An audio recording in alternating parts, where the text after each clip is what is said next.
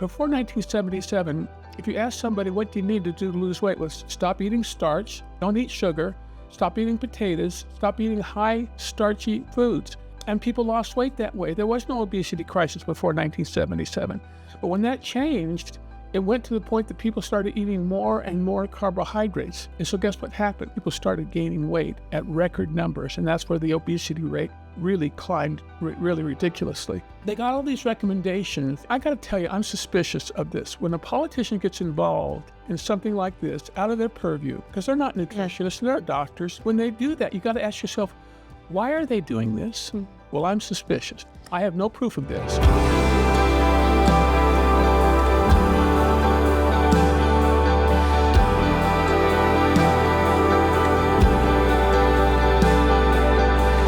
Welcome back to another episode of the Phoenix Chronicles. My name is Martin Crow, and I used to weigh 660 pounds. I'm Jess. I'm his daughter. I'm at the beginning of my journey. And on today's episode, we're going to talk about some details and nitty-gritty about some nutrition plans that we love.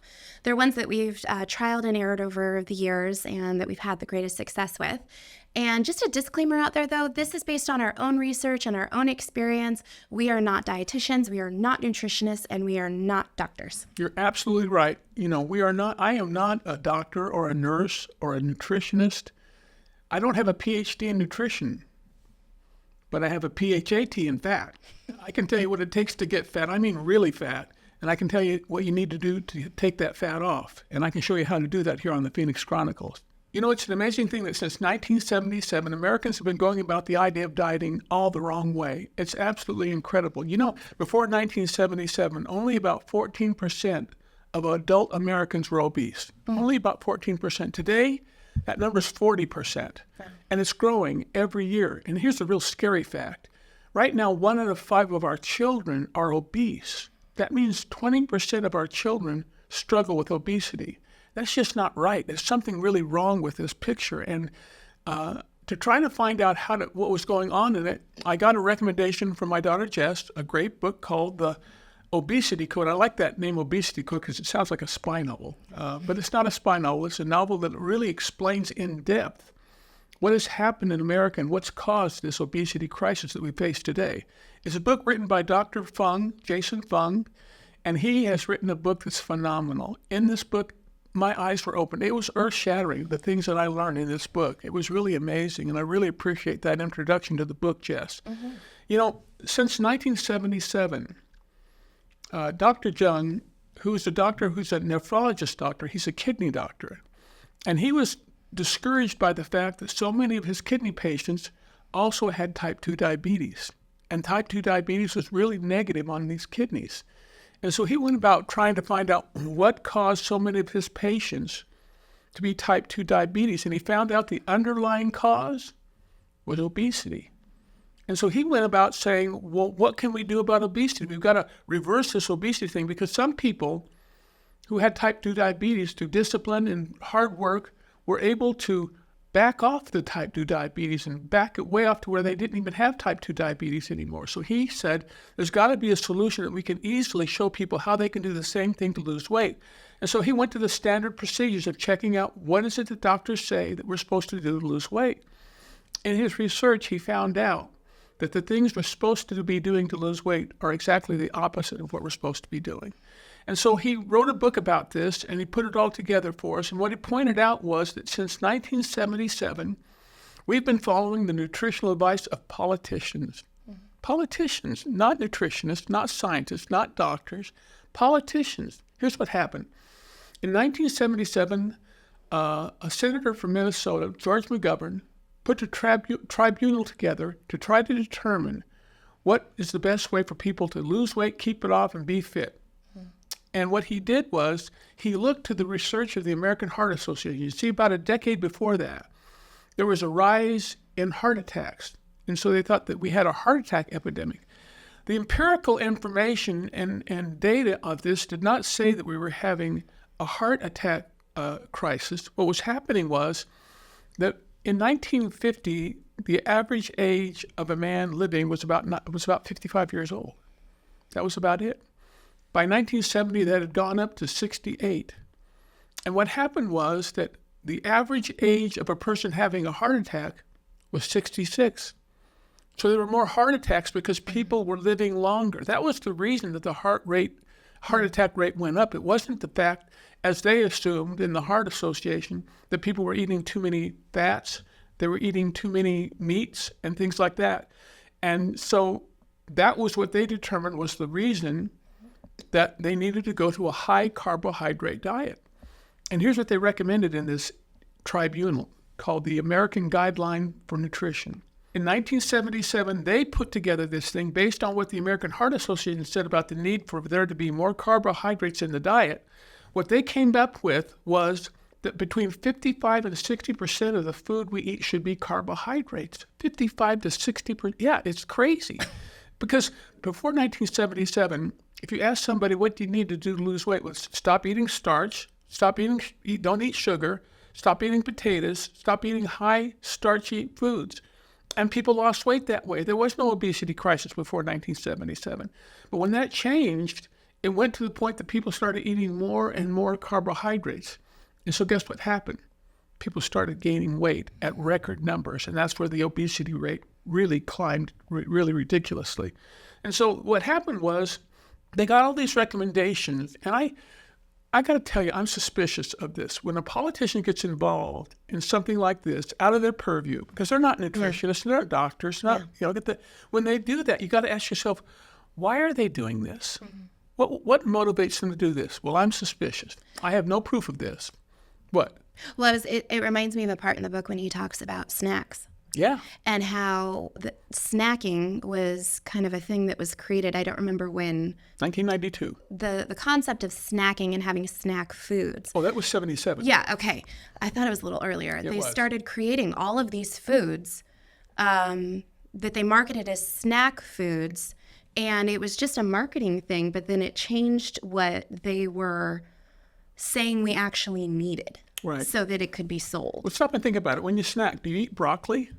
No. You eat chips and you eat cookies and you eat crackers. That's what you snack on. That's what they make for it. That's what they advertised as snack foods, but it was like you need to have snacks in between your meals. They started saying you need to have snacks in between your meals. And this is where my suspicions come in. Yeah. Because I know that the state of Minnesota, where George McGovern was from, has the 11th largest state in America that has food processors, processed food manufacturers in their state. Mm-hmm. And I started wondering, why would he do this? Why would he launch this tribunal? And I think that he was motivated by these big companies in his state that wanted to sell more food. Mm-hmm. And so I believe that there were contributions made to campaigns. I believe there were contributions. Well, I can't prove it. Yeah. It's my suspicion. That's all that it is. But it makes sense to me because all of a sudden he's getting involved in nutrition that has no background in it, nothing at all basis of it. And all of a sudden he comes out with these recommendations that says we need to eat that 55 to 60% of our food today in carbohydrates. And we need to snack. We need to snack. And we need to eat 6 meals a day. All those advice things that came out at that time, it just doesn't make sense. And so if anybody does know, anybody watching, if you do know anything about this, leave it in the comments for us. Please do. So you can educate us, because I agree with you. It's sus. When I think about this, I think about NASCAR drivers. Doesn't that make sense? Tell me more. Okay, I will. NASCAR drivers, if you notice a NASCAR driver, they wear a suit that they drive their car in, and on that suit they've got patches of who sponsors them, the gas companies, the Ford and the Dodge and the Chevy and the Uniroyal Tire and the Goodyear Tire. That you know who sponsors these guys. You have no question about the fact of who sponsors these guys. Mm-hmm. I think politicians should wear the same kind of uniform. I think they should have to wear a uniform that says, I've got donations to my campaign from Big Pharma. Here's the companies that donate. Sponsored by Big Oil, and here's the companies. And sponsored by big food manufacturers, and here's the companies. Yeah. I really think that's true. I can't prove it, but I think I'm very suspicious about it, and I really wonder about it and think it's something that needs to be taken into consideration. Well, by 1992, the food pyramid was created. Okay. And the food pyramid was created based on the American Heart Association coming out with recommendations, and these are the recommendations. 55 to 60% of our dietary intake should be carbohydrate. We need to eat 6 meals a day. Right. We need to snack all the time. Mm-hmm. That's the advice. And who prospered by that? Who gained anything from that? Well, the food processing companies all prospered in that idea because they were selling all kinds of product and all kinds of food. And we paid the price because we became a relatively healthy 14% or less of our population being obese to over 40% now being obese. And that's something that we paid a price for. I think about the 6 meals a day. Years ago, I read a book by James Michener called Centennial. And it was about the idea of it was about the farming of the state of Colorado. Okay? And in farming the state of Colorado, the story does not begin in Colorado. It begins in Pennsylvania on an Amish farm where a young man decides he wants to move west and start a new life of his own. And on this farm, it showed what they did every day. What they did every day was the wives and the women would get up at 4 o'clock in the morning to make breakfast. And the breakfast they made were huge. Yeah. Eggs, omelets, potatoes. Meats. Potatoes all up. Meats. Right. You think about meats, well, they must have had bacon. Well, they had bacon, and they had sausage, and they had pork chops. Ham steaks. Had ham steak. They had all kinds of food. Had pancakes and cakes and toast. They ate, and the guys would come down at 6 o'clock, and they would eat this food. They had filled themselves up to the brim with this food. And then what they did was they went out onto the farm and they worked. And they worked all day. They didn't break for lunch. They didn't have snack time. They worked all day long until evening time came. And about 5 to 6 o'clock in the evening, they would come into the house and they would have a meal, which was much smaller than the breakfast meal. And then they would go to bed, get up the next morning and do the same thing 6 days a week. They did it every single day. Now, was there an obesity crisis then? No. Absolutely not. These guys were fit not only because of the work they were doing, but because they were only eating 2 meals a day. Even if they were big, they were only eating 2 meals a day. And so that really dispels the idea that eating 6 meals a day is good for you. It just really is a challenge to look at that and see what we've done. I remember hearing, this was back in the early 2000s, that if you don't eat for 4 hours, your body goes into starvation mode, and that it eats your muscle. That was like a thing. Does anybody else remember that? I do. I remember that. It eats your muscle, so you need to eat every few hours so that your body doesn't go into starvation mode. And what we learned in the Jason Fung book, and he has several books, but in the Obesity Code, it's so scientifically based. It's just study after study after study after study where they're taking the FDA recommendations and disproving it. Yeah. And disprove it, like what actually happens in your body in starvation mode, Yeah. And I love the fact you brought up the studies because Dr. Fung bases his information that he comes up with studies. 100%. Here's the interesting thing about his studies. He does not go and find short-term studies. He gets long-term studies because obesity is a long-term problem. It's not something that happens overnight. It's something that happens over a long period. He also does not take into account any studies except studies done on humans.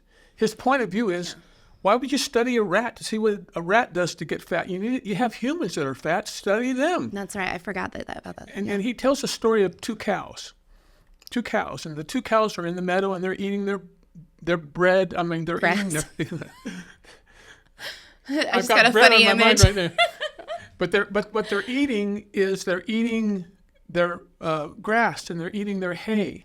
And one of the cows says to the other, "Hey, did you hear that new study they did on lions? You know, lions are amazing animals. They're strong, they're virile, they're fast, they're beautiful, they're athletes. And you know, it said that to have that kind of life, you need to eat meat." And so the other cow says, "Are you kidding? We're supposed to eat meat?" "Yeah, if we want to look great and be strong and healthy, we need to eat meat." And they did. And they died. Because it has nothing to do with what a cow's supposed to eat grass. And if a lion ate grass, it would die. It's just a really funny visual image. I know it is. But he only does studies on human beings. And when he takes that, he has empirical data. He uses the scientific data to come up with the conclusions that he's come up with. And these conclusions have brought him to the point that he has really been able to guide people in a new way of looking at dieting. It's really revolutionary. I want to say something. If you're really serious about losing weight and keeping it off, you need to read this book. I agree. You need to get it out of the library if you don't want to buy it, or buy it as a constant source of guide. You need to do that, because if you do that, you're going to have the best information that you can possibly have. You can download it on Audible and listen to it as you drive around. That's how I listen to it. Me too. I listen to it on Audible. But whatever you do, get that book. If you're serious about losing weight and keeping it off, along with the Phoenix Chronicles and things like regeneration, which are all very powerful tools, this is your information tool that you need to have that will really guide you along the way. This is the science. It's science. Yeah. And speaking of science, we want to break down basically 3 types of methods that people have to lose weight today that are not internet-based. They're not fad diets. These are the diets that we've been on that have worked for us. And I break it down into 3 methods. The first method is the ketosis method. And the ketosis method is based on the fact that if you eat protein and have no carbs or very low carbs, eventually your body will stop burning carbohydrates for energy and start burning fat for energy. And it's really an effective way to lose weight. Now, you got to drink a lot of water, and I'm not a doctor, but I'm saying that you need to drink a lot of water to keep your kidneys flushed out from the ash that comes from burning that fat off. But this method is very powerful. The kind of diets that you have here are the keto diet, the carnivore diet, and the Atkins diet.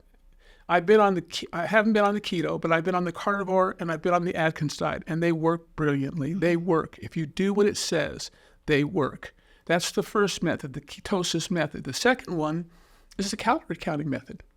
And that's things like Weight Watchers and Nutrisystem and Jenny Craig and the Mediterranean diet. I've been on all of those. And I can tell you that if you do the things that they say to do, they work. And it's a more balanced way of looking at things. You can have the carbs. You're not saying you can't have any carbs at all. You're going to have carbs. But it's the way that you go about doing it. You measure it more precisely, and you're careful in what you do. Because you can have carbs doesn't mean you can have a lot of carbs. Also, you need to be careful that you don't mix up the diets. You don't take the ketosis diet, the Atkins diet, and mix it with the calorie counting diet, where you can say on the calorie counting diet, well, I know on the Atkins diet I can eat all the meat I want to. So on the calorie counting one, I'm going to eat all the meat I want to. That won't work. It won't work at all. The only way that works is if you stay on the ketosis diet program or method. The third method, and actually Dr. Fung talks about this as well, is the fasting method. He has a whole separate book about fasting. Yes, and he talks about it in the Obesity Code as well. Mm-hmm. And in the Obesity Code, he even brings up the fact that there are doctors that recommend that you fast 7 days a year, complete fasting, to help you fight cancer. He put all of his patients, right. He had all of his patients do that, and it's because and I'm not going to remember all the science about it because it's been a while since I read the book, but when your body goes without food for a certain period of time, you have cellular renewal. Right. Your cells that are damaged repair themselves or filter through, like, out your body. And so all of his patients, for 1 week out of the year, they would only have water and vitamins. Water and vitamins. Yeah, and salt. Yeah. And a little cocaine. No, I'm not kidding. I'm kidding about the cocaine. Anyway, the fasting method has 2 ways of going. That's the total fast, where you eat nothing at all but have water. Mm-hmm. The other one is intermittent fasting, and this is really interesting. I have fasted up to 13 days and lost 20 pounds, and it worked, and I kept it off. The intermittent fasting program is something that I use right now, and it really works well. And what this is, you take a little window of time. It can be 5 or 6 hours or 3 hours or 2 hours, and you eat during that time, and the rest of the day you don't eat at all. So you don't fast completely. You will eat every day, but you only take a window of time in which you're going to eat, and then you stop. You don't eat before it, and you don't eat after it. That's the intermittent fasting phase, and that's the method that works. Now, having said all of this, no matter what method you use, you have to be true to the diet. You have to stick with the diet, and that's where we come in.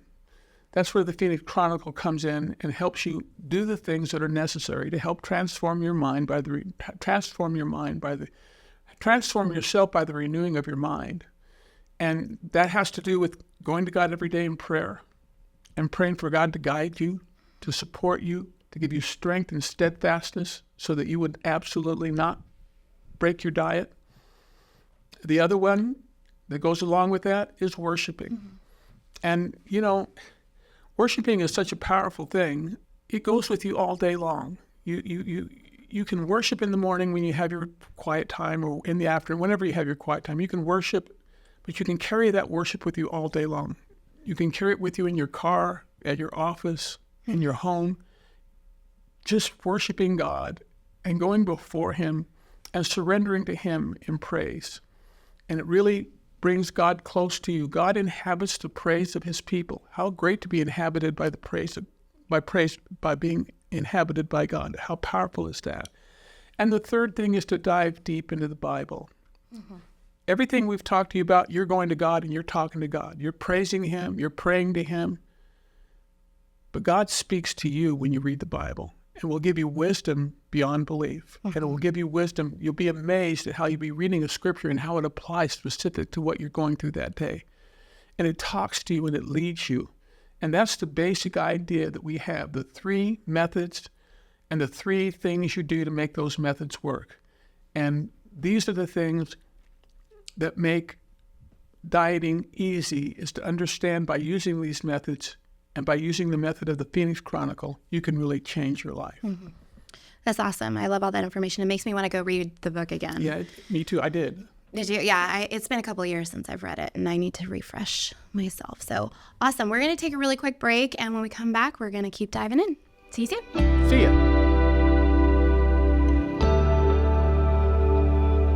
We're back at it today, and we're really excited to share with you more information about ways to lose weight and to keep it off.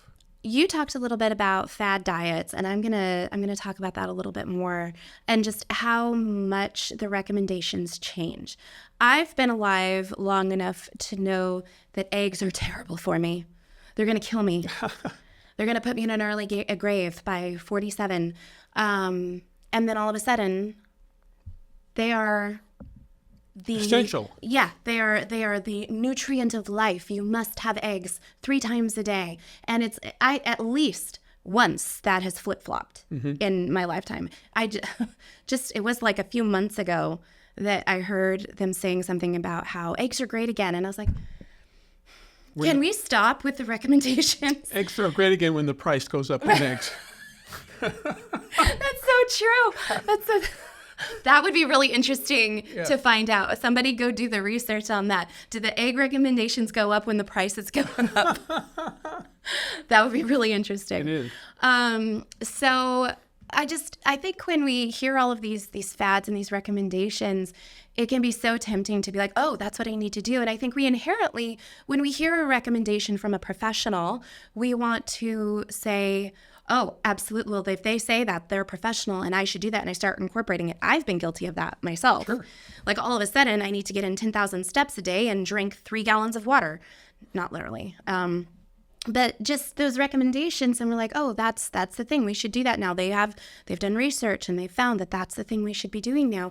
And not only have I lived long enough to realize that all flip-flops around, so I don't think there's that much inherent value to it, but every single person's body is wired completely differently. Yes. We are. So a generic recommendation about how much water to get or how much eggs I should have or how much protein I should have is going to be very different for me than for my mom example. My mom needs to limit her protein because of her body. Too much protein is really hard on her body. For me, with my polycystic ovarian syndrome, in the research I've done, I found that I do need to have a lot of protein.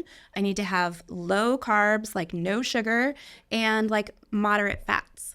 And what was interesting for me in this, and we talked about Dr. Fung. He has another book that he co-wrote. I'm going to mess up her name. Dr. Pataguana. Sounds good to me. Pataguana. And they wrote a book called PCOS Plan. So if you have PCOS, this is excellent. It's very studies-based, just like Dr. Fung's other books. What I realized is when I was diagnosed with PCOS back in 2011, I remember not ever hearing the condition before and asking them, what do I need to do? I have this syndrome now. What do I do for it? And they said, it's a very livable syndrome. You're going to want to exercise and eat right, and here's a pill. And they gave me metformin to help regulate my hormones and my insulin resistance. And that's all I knew. And I went along for 10 years not knowing what they meant by eat right. And it wasn't until I had an excellent doctor here in Arkansas that gave me a lot more information. And just basically the whole reason I'm explaining all of this is to say we have to do our own research based on what our bodies need. And even to the point where my endocrinologist didn't even give me that much information about nutrition. When I went to my general practitioner, I never got that much information about nutrition. Mostly, it was always cut your calories and work out is kind of the general advice that I got, which, as we've learned from Dr. Fung's book, just doesn't work. It doesn't work. So I found myself being 10 years into having this condition and then reading the PCOS plan and realizing that not only everything that I loved eating, but everything that I had been eating for the last 10 years directly works against my body's wiring as far as my PCOS. That's going to be true for someone with diabetes, for someone with heart disease, for someone with Parkinson's. For all of these different conditions are going to require different things for us to be putting in them. So I just recommend doing your research, because even though the FDA says that it's not a terrible thing for you to have just a little bit of formaldehyde in your body, I don't love that idea for myself. I don't, so I just want to encourage all of you that you take the recommendations of your doctors, of course, and do your own research as well. And when you do your research, it's really important here that you get the understanding of where the research came from. Absolutely. That's because it could be somebody asked Uncle Bill, and that's the research that they came up with. You really have to know where the research came from and how they went about gathering the research. Absolutely. Yeah. And I spent a lot of time researching, and it took me a long time to find something that I felt like I could really trust and that was backed by science and studies. Right. So yes, that's a very good point. So with a million diets and a million different options and fad things shoved in our faces all the time, there's one thing I've always gone back to because of my faith, and that is, how did God create my body to eat? What did He design for me to eat? And while there are there's some books out there and there are some studies out there, we can never really 100% know. The Bible does make references to certain foods or things, fruits and things like that. But what I've kind of landed on since in the research I have done on that topic, because I was just kind of like, I wish I could just eat how did Jesus eat? Because that seems like maybe that's what I'm supposed to eat. Not only did they were coming from a place so long ago that everything was completely homemade, they don't have infiltration of pesticides and things that we have. So I was quickly kind of like, okay, that's not maybe as possible in everyday life for me as I wish it was. So I've just kind of landed in this place where my goal when it comes to when I'm looking for a health plan is eating clean and eating whole foods rather than processed packaged foods. Generally, food is a gift from God that we are to receive with gratitude and enjoyment, while also stressing the importance of having moderation between not letting food become an idol. And having moderation with the food that we eat. And I've quoted the scripture many times in this podcast, but it's one of my favorites, 1 Corinthians 10:31. So whether you eat or drink or whatever you do, do it for the glory of God. Amen. And when I think about how can I give God glory with my food, you've probably seen this. It's a GIF going around or a picture, and it's this family sitting at this table, and they're like, God, bless this food to the nourishment of our bodies and let it make us strong and healthy, and amen. And then it's like pizza and donuts and all this stuff, and God's like, you got to help me out a little here, Yeah, where you have some accountability on you here too. So I believe a way that I can do this with, give glory to God with my eating is trying to eat clean, trying to do my research, trying to make sure that the things that not only I make for myself, but that I make for my family are going to strengthen their bodies and fulfill the needs of their bodies. So to be real, it can be really time consuming and expensive. I don't have time to plant all of my own vegetables. I wish I did. That'd be super cool. I do try to make things from scratch from time to time and try and just keep my ingredients clean, but it can be expensive. It can be challenging. People don't have time for that. So what I look for in nutrition plans that I've really loved, you mentioned Mediterranean. Mm-hmm. I love Mediterranean. Yeah. I feel like it's well-rounded. It is. It has a little bit of everything. It's strong in the protein and healthy fats. It's a program I can do fairly well with my PCOS. Whole30 is another one that I really love. And it's about you're having like whole foods. Right. You're not buying processed packaged foods and putting that together. And I have value in that as well. And then I've tried the carnivore, and I think that has been excellent for periods of time in my life. When I'm looking at something long-term, though, I like the idea of something more like a Whole30 or a Mediterranean because it has a little bit of everything in it. It's got your fruits and your veggies and your nuts and your, it's got a plethora of things. I'm going to share a really cool app that I use when I'm looking for clean products. And this is like, say, I don't have time to make a homemade marinara or spaghetti sauce. And so I'm like, okay, what's going to be a good option for me out there? My doctor told me about this app, and it's EWG. Don't remember what it stands for right now. But if you go to your app store, EWG, it is like a database of all these incredible products. And it's not just food. It's stuff you put on your skin, health products, cleaning products for your home. And what they've done is they've taken the ingredients and they've broken down every single ingredient listed on the label, and they tell you its health rating based on, is it carcinogenic? Can it cause hormonal disturbances? All this kind of stuff. So I can be in the grocery store and I'll flip that app open. I think it even has a scanning option where you can scan a barcode and it'll take you right to it. Or I can just type it in and it tells me exactly, it gives it a rating between 1 and 10. The 1, 2, 3s are going to be the cleanest. And 10 is like, you might as well just be pouring disease into your body. It's going to have, it's made with chemicals or elements that are going to be harmful for your body long term. Okay. The other really cool thing is on Amazon, when you search for products, you can search EWG rated products. Oh. So you know how you can look at a product and it has that little green leaf on it on Amazon for like sustainability or something, or this was organic certified.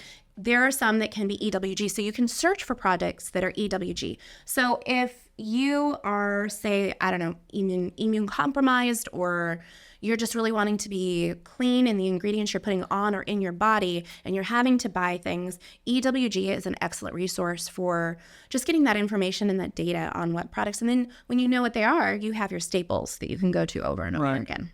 Right. The key to all of this for me is moderation.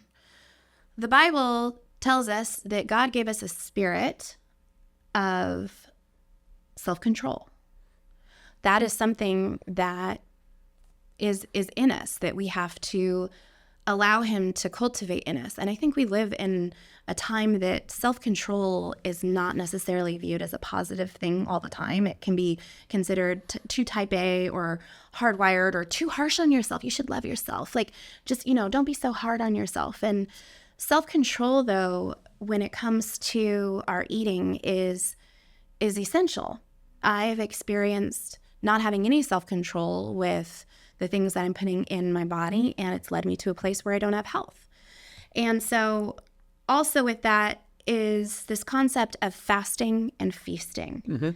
The Bible had times of feasting. There were celebrations. Absolutely. There were times that we would get together with our loved ones and celebrate. Mm-hmm. Frequently after that, and in many, many other cultures, after a feasting time, you have a fasting time. Right. So that's something I also try and incorporate. Like after the holidays, I'm going to fast in the new year to just kind of get everything back to a place where, I've lost some of that extra sodium I've put in my body and just things like that. So just moderation and just keeping like a checks and balances. No matter what plan you're choosing to do. My last favorite resource is a little controversial. Good. I like controversy. I don't know why this woman is so incredibly controversial. I have my suspicions. She is Australian born, lives in Montana now, and her name is Barbara O'Neill. Oh, I've heard of her. Mm-hmm. I've sent you many a video because I think she is fantastic. When you just Google Barbara O'Neill, I want to heed you a warning.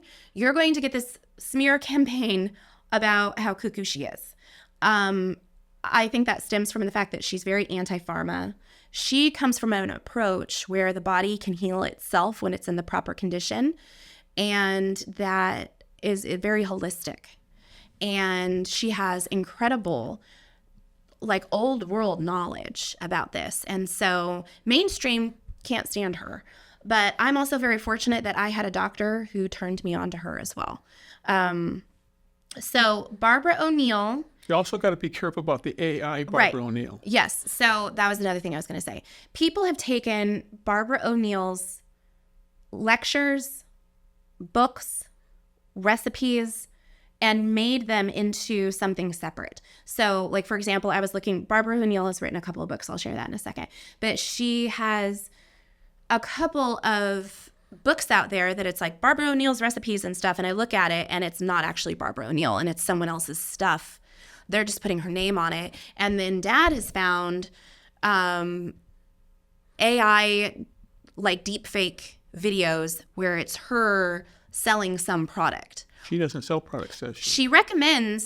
She will recommend products that I'll tell you where you can find them. But just, you have to be really, really, really cautious when you are looking into Barbara O'Neill because there is so much fake stuff out there around her. So I'm going to tell you where you can really find her because I think she's absolutely fantastic. So she has 2 books. One is called Self-Heal by Design, and the other one is Sustain Me. The Sustain Me one I haven't read yet. It came out recently, but I highly recommend checking both of those out where she just goes into all of the details. She has a faith-based background. I'm not sure. I think she's Seventh-day Adventist. I'm not sure, but she has a faith that tracks behind when you watch her lectures. You can see that. So the lectures that I'm referring to, she runs retreats and things, and they are recorded. You can find them on her YouTube channel, which is called Living Springs Retreat. Good. Living Springs Retreat. That is where you can find her YouTube channel, and she breaks down really important topics that are so basic, but really changed the way I think about how my body is designed to function. She talks about the importance of water and salt in your body, hormone imbalances, sunlight, organ health, really kind of basic fundamental things that I had never heard about and that just kind of cover the basis of health. And so I think she's fantastic. Her website is Living Springs Retreat, so it's the same as the YouTube channel. There's another website that I believe to be real, and it's barbarao'neill.com. And her last name is O'Neill. But that website is ran by her daughter-in-law, and it says that. So I think that's a legit one. Otherwise, there's like a ton of stuff out there that's not really her. So don't look into that. But I think she's fantastic. I just encourage you to check her out if you're interested in coming at health from a more holistic approach, and you can decide for yourself what you think of Barbara. Right. But I think she's fantastic. So anyways, we have been receiving so many fantastic engagements from our listeners, and that just means so much to us. Thank you so much for engaging with us in comments. And some people have even shared prayer requests with us, and we are honored to pray for you and pray with you. And we kind of want to build an army up about that, where we are building an army up of people praying for each other. That's something we are so honored to be a part of. But do you have any that are sticking out to you? I do. And as a matter of fact, I want to reiterate what Jess said. We really would appreciate any feedback you give to us because it'll help us really create a better podcast for you to be able to really participate with us with comments and questions, prayer requests, anything like that. You know, a few weeks ago, we had my pastor, Robert Upshaw, on, and he shared some things that were pretty deep. And he opened himself up to his weakness that he faced as he faced his battle with obesity. Mm-hmm. And we got an email from Ashley. And Ashley thanked us, really Robert, for admitting to the underlying sin that leads to gluttony. Mm. Now, nobody likes the G word. Mm. We don't like to think about gluttony or sloth. Those 2 of the 7 deadly sins are gluttony and sloth, which is obesity. Mm. It really is. And nobody likes to think about the fact that they have eaten like a glutton. But it's something we have to face. And as we face it, we can challenge it. We can stop it. Every day I go to prayer. And I say, God, thank you for helping me and transforming me and changing me from gluttonous eating and from sloth. Because that is what happens when you just go out there and eat anything you want, anytime you want, all the time you want. Yeah. And I lived that way for a long time. I like to say now that I'm not gluten-free, but I'm glutton-free.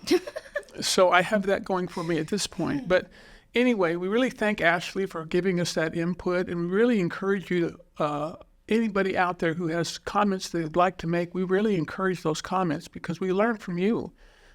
This is a place of safety where you can talk to things and you can ask questions and you can question what we've said. We really appreciate that because we want to be authentic and we want to really be able to help you in the things that we're doing. Mm-hmm. Absolutely. The lesson. Okay, great. This is really the great lesson that we learned. And I'm going to ask you a question as we do the lesson. And that question is, are you really serious about losing weight and keeping it off? Are you really serious about it? Or is it something you're kind of toying with? Or have you slipped into the comfort zone of obesity? Because that's a pretty comfortable place to live. You're giving yourself all the comfort you need with food. You're giving yourself all the enjoyment you need from food. Make no mistake about it. Dieting is hard. It takes commitment and hard work. In Galatians, the 6th chapter, verse 9, it says, let us not become weary in doing good, for at the proper time we will reap a harvest if we do not give up. I love that scripture. It's very powerful, and it's really true. If you don't grow weary of doing good. Keep up the good work. Keep up trying. Keep up going for it. And if you fail, bounce back the next day and start again. That's the great thing about every morning we wake up with new blessings. And you have the opportunity to do that no matter what you went through the day before. And the other thing is to take the time then to read the Obesity Code or study the Obesity Code, really look into it, check out some of the other things, the references that Jessica gave you about Barbara O'Neill. We really recommend those things. I mean, if you're serious about doing this, then let's get serious. Let's really attack it. Let's go after it with everything we've got. Take advantage of creating a Phoenix support group. That would really be a powerful thing for you to do. Gather some people around you and have them watch the podcast with you together. The podcasts are only 30 to 40 minutes. You could watch that podcast and then discuss what was discussed in the podcast together as a team of people supporting one another locally in your hometown where you live, and you can really help yourself and other people. And then basically pray, worship, and dive deep into the Word. I know I say it all the time, but that's exactly what we need to do. It's that important. It is that important. It's not something that we just threw out there and said, here's a good idea. It's key to it. You're going to be changed, and you'll develop a greater relationship with God, your Father, Jesus Christ, and the Holy Spirit. I want you to know something that's really important for you to understand, and that is, I believe in you. Me too. I believe you can do this. I believe it's something that's within your ability to do. It's within everybody's ability to do. I was the worst case scenario of an obese man. I was 660 pounds. If I can do this, anybody can do this. And I just want you to know that because I've done this, I have great belief and faith that you can do the same thing. I'm living proof that the system works well and will work well for you. Just give it a try. All you're going to lose is the weight, and you're going to gain a brand new life, a brand new you. You can do this. I promise you, you can do this. Well, thank you so much for being with us this week. We really appreciate it, and we can't wait to see you next week. Please check out our website for more information and free resources at thephoenixchronicles.com. And please like and subscribe our channel so you never miss an episode, and we'll see you next week. Thank you. God bless you.